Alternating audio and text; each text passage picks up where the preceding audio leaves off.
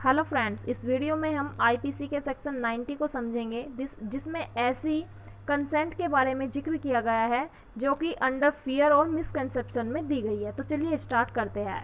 A consent is not such a consent as it intended by any section of this code, यानी कि वह consent नहीं होगी if the consent is given by a person under fear of injury.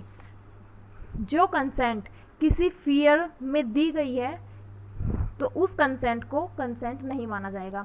जैसे कि अगर कोई बंदा किसी बंदे को ऐसे डराता है या कोई ऐसे धमकी देता है कि अगर तूने हमारी बात नहीं मानी तो हम तेरे साथ ऐसा कर देंगे, तुझे फिजिकल इंजरी पहुंचा देंगे या कोई बॉडली इंजरी पहुंचा देंगे, तो उस डर में आकर के अगर कोई बंदा कंसेंट देता है किसी काम को करने की तो उसको हम बोलेंगे consent under fear of injury. ठीक है, इंजरी बॉडली इंजरी भी हो सकती है, फिजिकल इंजरी, और इंजरी अदर टाइप की भी हो सकती है। जैसे कि कोई ऐसे बंदा किसी को ऐसे धमकी दे या डराए कि अगर तूने मतलब कोई बंदा है उसकी समाज में बहुत ज़्यादा रेपुटेशन है और उसको इस तरह की धमकी मिले कि अगर तूने हमारी बात नहीं मानी तो जो तेरी समाज में रेपुटेशन है हम उसको डाउन कर देंगे। तो इस भय से वो बंदा अपनी कंसेंट दे देता है, इसको बोलते हैं consent under fear of injury. ठीक है, दूसरा क्या है इसमें? दूसरा है और under A misconception of fact. Misconception means होता है गलत फहमी में। जब कोई बंदा किसी गलत फहमी में अपनी कंसेंट दे देता है तो उसको बोलते हैं अंडर मिसकंसेप्शन।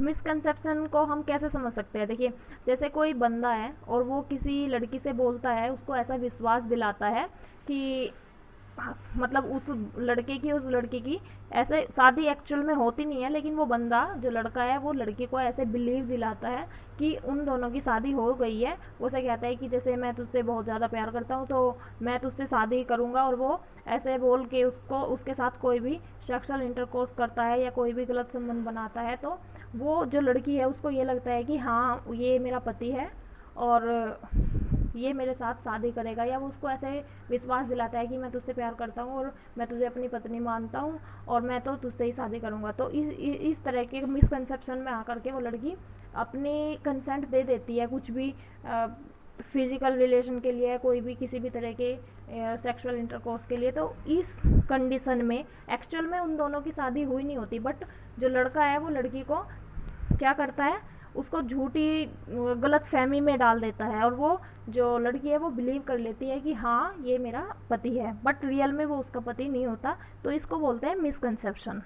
तो इस तरह की कंसेंट को भी हम एक्चुअल कंसेंट नहीं मानेंगे, क्योंकि जो कंसेंट दी गई है वो मिसकंसेप्शन में दी गई है। ठीक है, नेक्स्ट है कंसेंट ऑफ इंसेंट पर्सन। इंसेंट पर्सन वो पर्सन होते हैं जो मेंटल होते हैं, जो इडियट पर्सन होते हैं, जिसको ये नहीं पता होता कि मतलब वो जो कंसेंट दे रहा है वो जिस एक्ट के लिए कंसेंट दे रहा है वो एक्ट किस तरह का है, तो उसको बोलते हैं इंसेंट person. If the consent is given by a person who from unsoundness of mind or intoxication is unable to understand the nature and consequence of that to which he give his consent। यानी कि कोई ऐसा बंदा जो या तो unsound of mind हो या फिर इंटॉक्सिकेशन मतलब या फिर नशे की हालत में हो, जो ये समझने के लिए असमर्थ हो, यानी कि जो बंदा यही नहीं समझ पा रहा है कि जो इस बात के लिए वो कंसेंट दे रहा है वो बात है क्या। जब वो बंदा जो कंसेंट दे रहा है उसको ये नहीं पता होता कि जो वो कंसेंट दे रहा है वो सही है गलत है, तो उस बंदे को बोलते हैं इंसेंट पर्सन। ठीक है, नेक्स्ट है consent of child. Unless the contrary appears from the context, if the consent is given by a person who is under 12 of year age. यानी कि ऐसे बच्चे से कंसेंट लेना जो 12 ईयर्स से कम का हो, यानी कि जिसकी एज 12 ईयर्स से कम की हो, और वो अगर बच्चे किसी भी बात की कंसेंट देता है तो उस कंसेंट को भी इनवैलिड कंसेंट माना जाएगा। यानी कि ये माना जाएगा कि जो कंसेंट ली गई है वो कंसेंट नहीं है और वो सेक्शन 90 में कवर होएगी। तो ये हमारा सेक्शन 90 कंप्लीट हो गया है। Thank you.